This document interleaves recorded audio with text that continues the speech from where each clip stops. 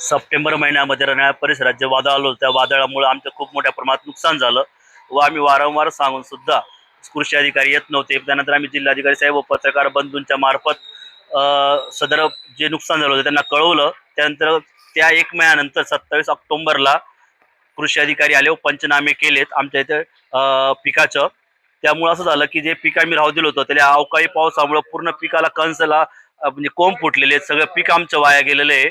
व त्यानंतर शेतकऱ्यांची जी चेष्टा सरकारने केलेली, काही शेतकऱ्यांच्या खात्यावर 5,950 6,000 ₹10 अशी काही गव्हर्नमेंट टाकली, एक प्रकारची चेष्टा आमची केली व शेतकऱ्याला भीक त्यांनी दिलेली आहे। तर ही अशी भीक आम्हाला नको आहे, चेष्टा आम्हाला नको आहे, सरकारने आम्हाला ₹1 देऊ नये, खोट्या घोषणा करू नये। असं जर ते करणार असेल याच्या पुढं तर आम्ही येत्या ज्या टायमाला जिल्हा परिषदचे इलेक्शन असेल तर आम्ही निवडणूक कार्यक्रम लागल्यानंतर 15 दिवसात 15 शेतकरी आम्ही आत्महत्या करू व जे कोणी लोकप्रतिनिधी असतील, खासदार असो आमदार असतो, त्यांना गावात प्रवेश देणारच नाहीये व त्यांना यावेळेस त्यांना कुठल्याच प्रकारे आम्ही त्यांना घरात सुद्धा राहू देणार नाही। आणि याच्या पुढे हे शेतकरी आज आम्ही प्रेमात आलो, याच्यात उग्र रूप धरून आम्ही याच्या पुढे आम्ही कार्यालयावरती येऊ।